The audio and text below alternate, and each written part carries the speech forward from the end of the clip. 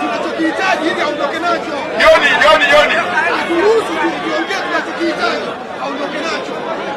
Letu tunalolihitaji kodi ya halmashauri walioipanga kuwa kutoka shilingi 10,000 kwenda shilingi 20,000 ni kubwa mno. Ikiwezekana kodi itoke shilingi 10,000 kurudi hata shilingi 8,000. Kwa nini nasema hivyo? Tukufiwe kulingana wenzetu waliokuwa kwenye miundombinu mizuri, kodi zimepungua. Sisi tuliokuwa kwenye miundombinu mibaya, kodi tunaongezewa. Shida ni nini? Mawenzi kuna nini? Tunajua wafanya biashara soko la Mawenzi mbele, si ndio uongozi huu? Hapa ndio pa kusema matatizo yetu leo.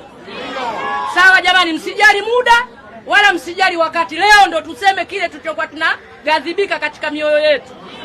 Mimi nashukuru wafanyabiashara soko la Mawenzi, tuna kero kubwa sana tena nyingi, japokuwa wafanyabiashara zangu wameshazisema.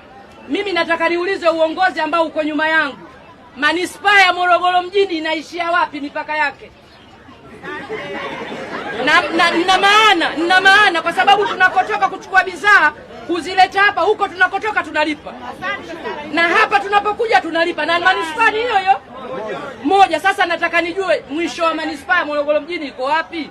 Kwa sababu natoka Mzinga nalipa, afu nakuja hapa nalipa tena mzigo ule ule.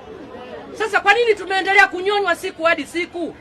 Tunamkwamua mfanyabiashara wali ya chini au tunamdidimiza? Na haya mambo yako hapa pako chini. Wenzetu huko serikalini wanaingiza magari nini na tozo zao shilingi 30 40. Mimi nataka niseme kitu kimoja, uongozi kama uongozi, hebu tuzingatieni sana sisi wafanyabiashara wa soko la Mawenzi. Toka tumetoka Sabasaba tunahamia hapa, tuna miaka takribani 20, hatujawahi kupoa. Sisi kila siku tuna matatizo, yatakwisha lini? Mimi ninachoomba kitu kimoja, ushuru ambao tunaulipia shamba tunapokuja hapa tusitozwe tena, maana mzigo ni ule ule. Umekuja na tenga mbili shamba unalipa, na Morogoro mjini ukifika sokoni unalipa. Sasa maisha haya mpaka lini? Na swala la choo, tuseme ukweli, choo tumechoka nacho. Swala la choo tumechoka. Swala la miundombinu ya soko tumechoka. Soko haliwezi kuwa na maturubai umlipishe mtu 20,000. Mkulima na fungu zake 3 za mboga unamlipisha 20,000. Wewe huyu unamkwamua, unamdidimiza. Kwa hiyo mimi niwaombe nyinyi wafanyabiashara, fungueni soko lenu mkafanye biashara. Haya mambo mengine yanazungumzika, na ndio maana viongozi tuko hapa.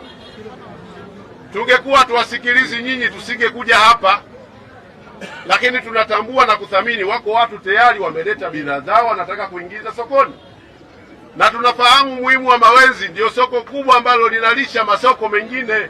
Majibu mazuri ya mheshimiwa wetu DC, ametoa mwongozo wa amani kabisa, tunamshukuru.